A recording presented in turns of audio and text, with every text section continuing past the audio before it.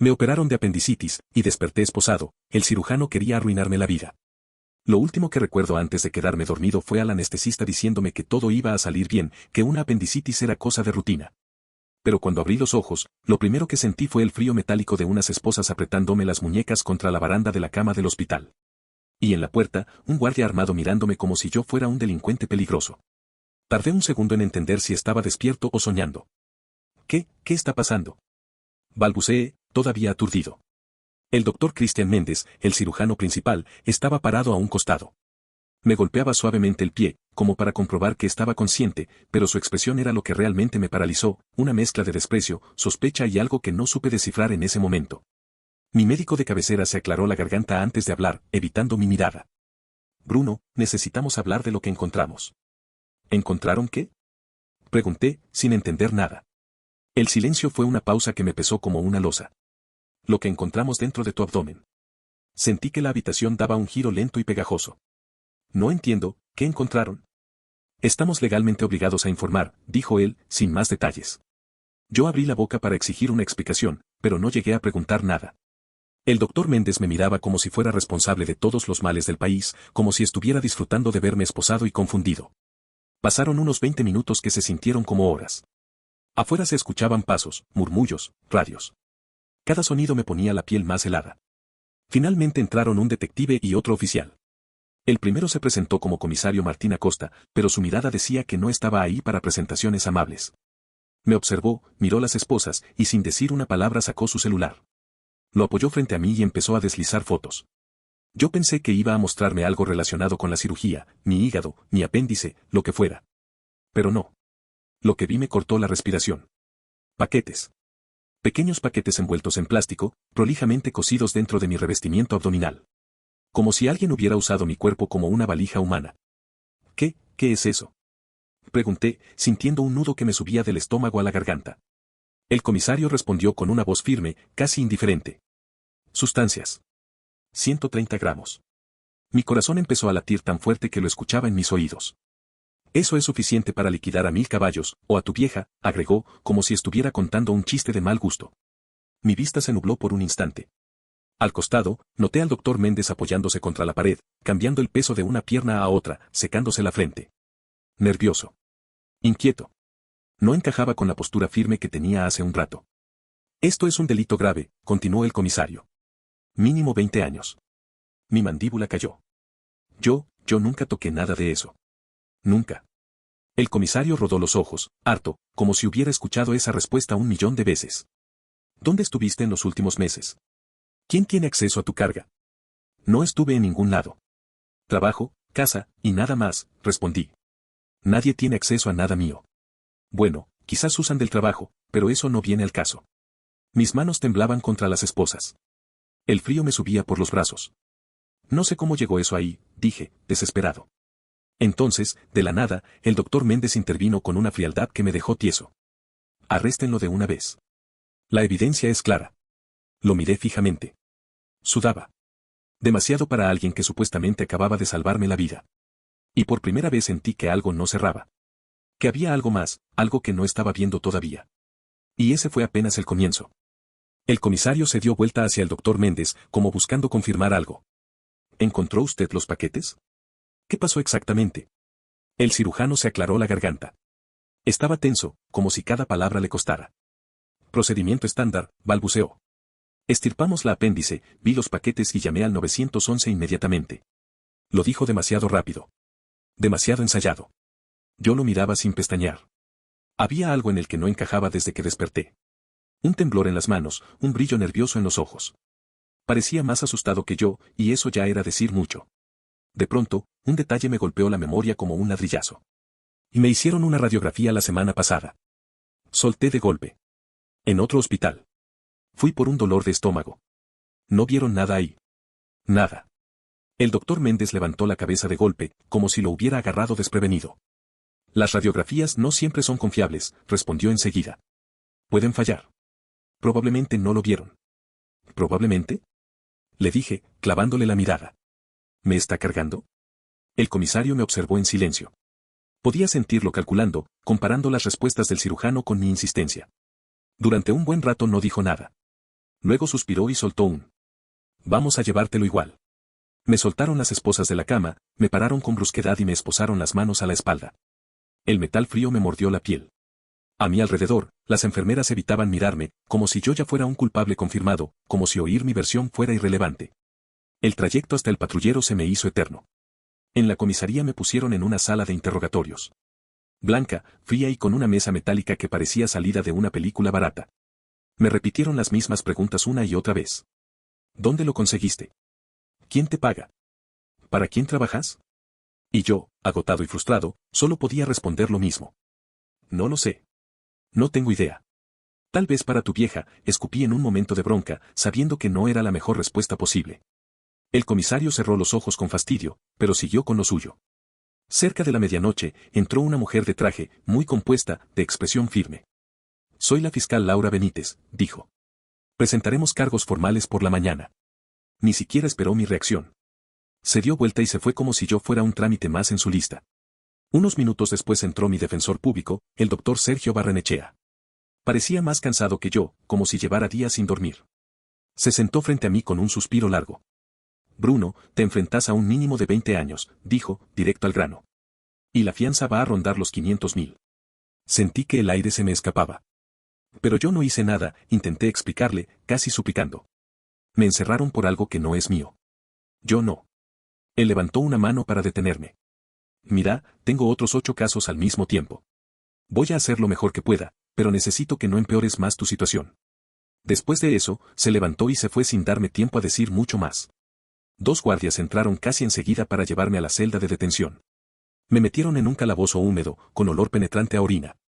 El tipo de la celda de al lado, según me dijeron, era famoso por mear en todos lados, así que el ambiente estaba, digamos, lejos de ser respirable. Dormí entre sobresaltos, o al menos lo intenté. Sentía la ropa húmeda, el frío en los huesos, el ruido de pasos y puertas metálicas cerrándose de golpe. Hasta que, entrada la mañana, escuché botas acercándose por el pasillo. Un ritmo firme. Seguro. Era el comisario Acosta. Se detuvo frente a mi celda, sacó una llave y abrió. Vamos de nuevo, dijo, sin emoción. Yo pensé que venía otro interrogatorio interminable, pero lo seguí igual. Me llevaron a la misma sala de antes. El comisario caminó detrás de mí, y cuando me senté, escuché el chasquido de las esposas. Soltándolas. Estás libre, dijo. Me quedé helado. ¿Qué? ¿Cómo que libre? ¿De qué hablas? Y fue ahí donde todo empezó a cambiar. El comisario Acosta se cruzó de brazos, como si él mismo todavía estuviera procesando lo que iba a decirme. Volvimos al hospital donde te hicieron la radiografía la semana pasada, empezó. Pedimos las imágenes originales. No las del informe, no las editadas. Las crudas. Sacó su celular del bolsillo y me mostró la pantalla. Tu abdomen estaba completamente limpio. Sentí que las piernas me flojeaban. Todo mi cuerpo se aflojó como si finalmente pudiera respirar después de horas bajo el agua. Entonces, murmuré. Yo. Entonces no había nada ahí, interrumpió él. Ni un solo paquete. Ni una sombra. Ni una costura rara. Nada. Tuve que apoyar las manos en la mesa para no tambalear. Así que volvimos al hospital donde te operaron, continuó el comisario. Y hablamos con el doctor Méndez. A fondo. La forma en que remarcó a fondo me hizo imaginar una conversación poco agradable para el cirujano. Su historia no cerraba, siguió. La línea de tiempo, los tiempos de llamada, sus movimientos, todo estaba lleno de agujeros. Y cuanto más le preguntábamos, más nervioso se ponía. Deslizó a otro video en su celular. Lo puso frente a mí. Era la sala de cirugía. Yo estaba inconsciente en la camilla. La luz blanca iluminaba todo. El comisario señaló la pantalla. Mira. El video mostraba al doctor Méndez sacándome la apéndice, como era esperado. Pero después hizo algo que me heló la sangre. Llevó la mano hacia un costado, fuera de cámara, como si estuviera agarrando algo. Luego volvió a mi cuerpo. Y empezó a coser. No estaba cerrando la operación. Estaba metiendo algo primero. Me encontré apretando los dientes con tanta fuerza que me dolió la mandíbula. ¿Esto es real? Pregunté en un susurro. Muy real, respondió el comisario. Después de eso, llamó a otro médico para que descubriera los paquetes. Una puesta en escena. Un montaje completo. Me quedé mirando el celular, en silencio, mientras sentía que todo mi cuerpo temblaba entre bronca y miedo. No sabía si vomitar, llorar o gritar. ¿Pero por qué haría eso? Pregunté finalmente. ¿Por qué me arruinaría la vida así? El comisario guardó su celular, como si eso fuera solo el comienzo de la explicación. Eso es lo que estamos averiguando. Pero está claro que vos no tenías nada encima cuando llegaste a ese quirófano. Me quedé quieto, mirando la nada. Era una sensación extraña, haber sido tratado como un criminal, haber pasado por una pesadilla absurda y de pronto estar libre porque alguien, por fin, revisó una prueba básica. Podés irte, dijo el comisario, abriendo la puerta. No sos vos el que va a tener problemas ahora. Salí a la calle tambaleando, con el sol de la mañana dándome en la cara. Me ardían los ojos. No sabía si reír, llorar o meterme a dormir por 3 días seguidos. Una parte de mí seguía creyendo que en cualquier momento alguien iba a gritar, es una broma. Pero era real. Habían querido incriminarme. Y alguien del hospital, alguien con acceso a mi cuerpo abierto, había tomado esa decisión. Mientras caminaba sin rumbo, una pregunta empezó a crecer dentro de mí, ¿por qué yo? ¿Por qué un cirujano, un tipo que tiene la vida de las personas en sus manos, haría algo así?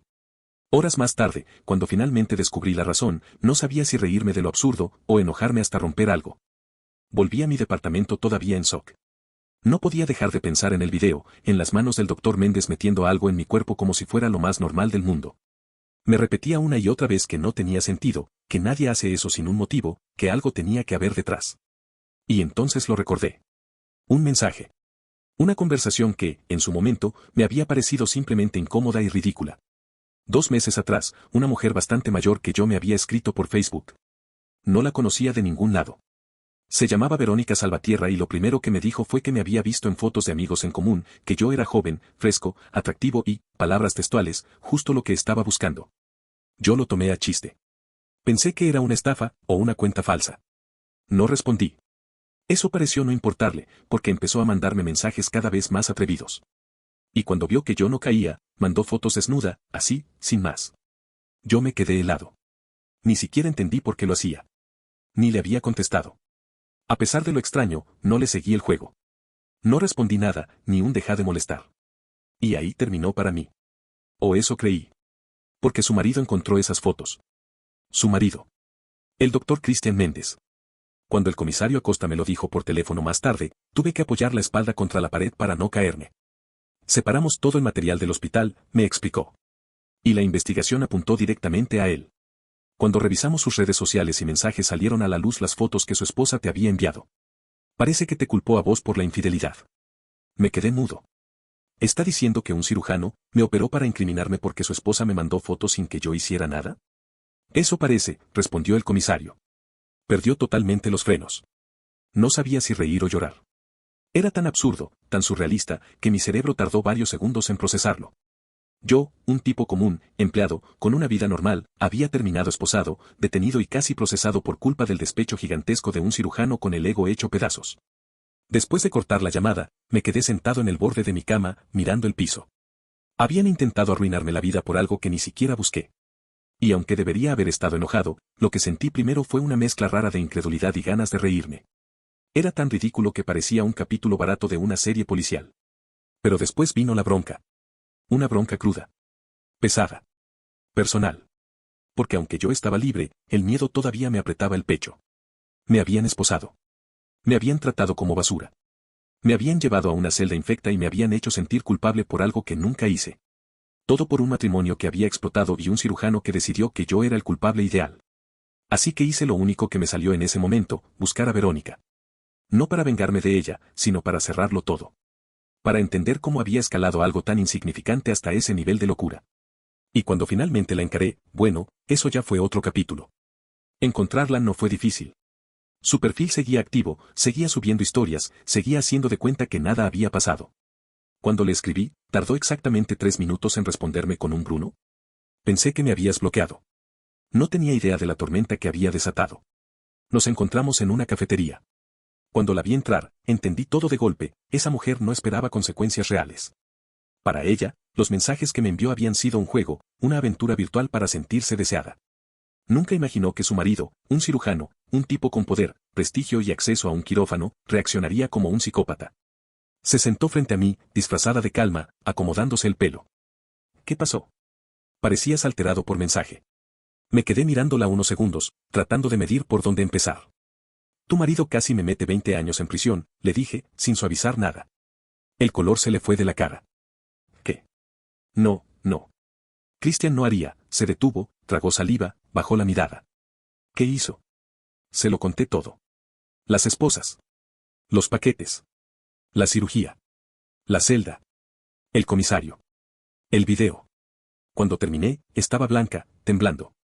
Y aunque una parte de mí quería gritarle que por su culpa casi me destruyen la vida, otra parte sabía que ella no había planeado nada.